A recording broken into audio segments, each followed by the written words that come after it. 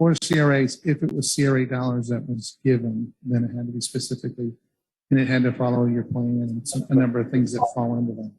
Again, that was very specific to CRAs. Intention was to do this citywide and have a much broader intention. So yes, one does exist for the CRA. We have an online question. So back to our online audience, we have some feedback from Mr. Michael Randolph with the West Tampa CDC. Michael shares with us that the CBA and CBA in CRA areas should focus on reducing gentrification, how to use CBA in CRA areas. His suggestions are to use CBAs as a strategy to reduce the impact of redevelopment, such as gentrification, to pursue workforce housing to retain services for workers like cashiers, create funding to assist with closing costs in housing, increase generational wealth, to help with microloans for new startups, and also to reduce crime by assisting returning citizens to start their own businesses. So those are just a couple items Mr. Randolph has shared with us on how he feels CBAs could potentially be a benefit. We also... Because nobody in the city knows anything about a community benefit agreement. Right, Mr. Rosner? That community benefit agreement came about because of the West Tampa group said we wanted it. It was disrespected. First of all, is this being recorded? I want it recorded. I'm going to roll it, and I'm going to roll it one time. It's being recorded. I want this one time. None of y'all know nothing about no community benefit agreement. I was done a lot on community benefit agreement. Let's just back up here, okay? Because this is disrespectful. Next time, have a time limit on people, okay? You want to go home, go home. I'll go down to City Council Thursday and raise hell. First of all, community benefit agreement, haven't done one, the only one, which is Rome Yard, right?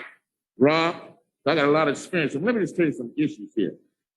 It's a good thing, but it's got to have some guidelines.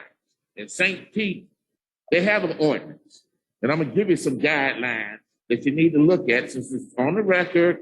Otherwise, I charge $200 an hour to come in here and tell you.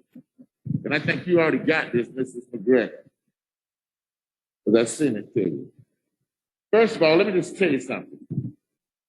A lot of cities use community benefit agreements as an economic equity adjuster.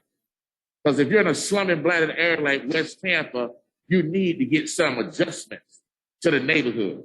Not every neighborhood is going to have the same need. For example, the city just did a master plan for parks, and the main thing they found out is that everybody's different, and they don't need to build no new structures. They need to fix the existing structures up.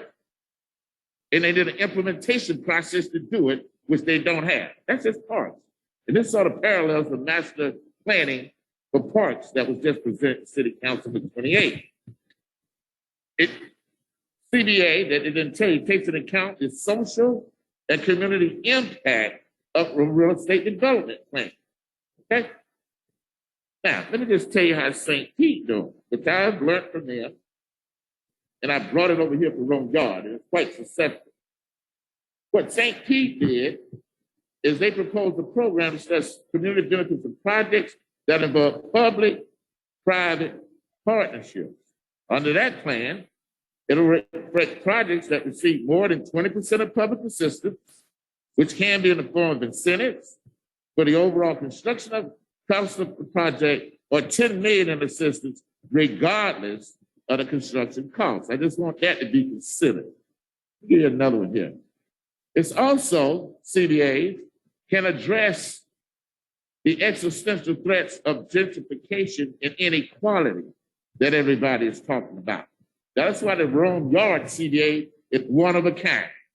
It's the first one in this area. Yes, St. Pete does have another existing, they have a community benefits agreement, not just for Tropicana Field, but they recently had a meeting Friday that I couldn't make it over there, where they're going to be bringing in this, I believe it's a medical facility, and they're getting a community benefit agreement for that using their established ordinance.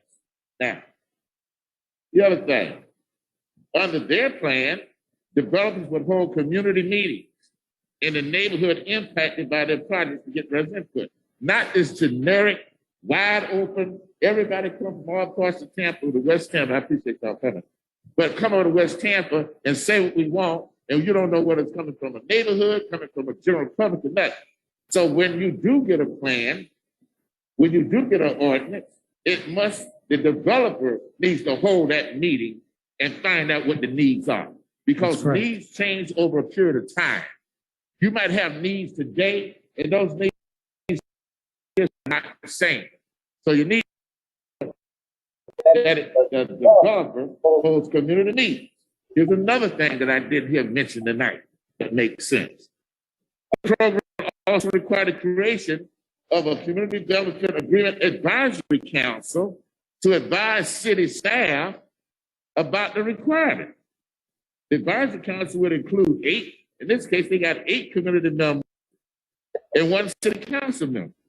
Although there would be an advisory committee council created, it would not diminish the authority of city council, which would have final say on any agreement. So I think that there needs to be an advisory council created that will review all of these developed community benefit agreements to make sure that they're moving forward, and it's just not city staff, because that's one of the problems in development in Tampa is city staff, like you see here tonight, being disrespected. Now, for example, is that a city and developer would then negotiate a community benefits agreement that involve direct investment in the neighborhood, such as park improvements or affordable housing. Finally here, summing up a little bit, here's an example that they use. They said that a project involving multiple dwelling units with at least 30% of the dwelling units designated as affordable or workforce housing may be exempt. So some community benefit agreements and the one in St. Pete have exemptions. So what are going to be the exemptions in this ordinance for people to wiggle out? However, Tropicana Field redevelopment is ineligible for an exemption according to the city. In all annexation projects, the city was going to annex another part of Tampa, like they did New Tampa back in the day. It doesn't apply to that. Now, let me just say this, man. The development going on over there with Shaw and the Rays should be under the CBA. Well, if it's not in this ordinance, then it need to be similar to Rome. Okay? I'm just saying. I'm just talking. Listen to the public, okay? Otherwise, I know how to deal with staff that ain't listening. The other thing that a lady touched on is that CRA areas have community benefit plans, not no strategic action plan like they are planning, but these pamphlets make no sense. But the state statute requires community benefit plan in order for you to implement any programs in a CRA.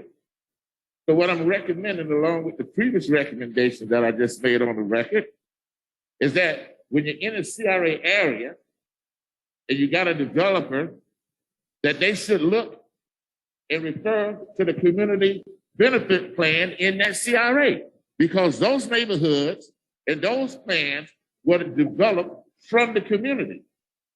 And they are official adopted plans in these CRAs. So in West Tampa, we have a community benefit plan. So if a developer want to come in here, which is what we made Rome Yard do, which is what we had related to, and that is to take a look at our community benefit plan because it existed.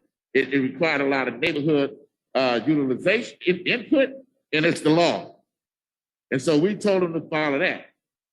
The other thing that I'll say that developers should do when they come in here for development with a community benefit plan, and I've heard no real mention of this, is that they should follow the minority business ordinance, which we made the community benefit agreement with Rome Yard do. Now, this was not going to be done. This was done because the previous mayor, Bob Buckhorn, wanted to do this development, and he didn't come to the community. and ask us what we think. And that got thrown in the garbage can because the community stood up and says, until you come to us and you say what we want, it ain't gonna happen. It's never gonna happen on the west side of the river long as I'm around here. Okay? What I'm telling you is, it's a great approach to get started. But you better take a look at the ordinance of St. Pete from the standpoint of having an advisory committee. Otherwise, we're gonna have a community benefit ordinance, agreement ordinance, and the staff's gonna negotiate what you get. The staff's gonna negotiate how much you're gonna have, not the neighborhood. Not the neighborhood, but an advisory council that handles all of the city of Tampa community benefit agreements would be neighborhood people, and they had a city councilman, I don't necessarily see that, but neighborhood people at the table that have the neighborhood interests, not staffers, okay? Now don't get me started, not staffers, because I'm not in a good mood tonight, okay? You can talk about Hannah, you talk about Rome Yard, but those things did not come easy. Those are hard fights, and I just hate that the community, including staffers, are not well versed on community benefit agreements because it's disingenuous to come in and ask me, well, what you want to see? You want to see a park? Every area is different. And I tell you, if you want to know what we want in West Tampa, look at our community benefits plan that exists in our CRA documents. And I suggest that any area that's being developed that's inside of CRA,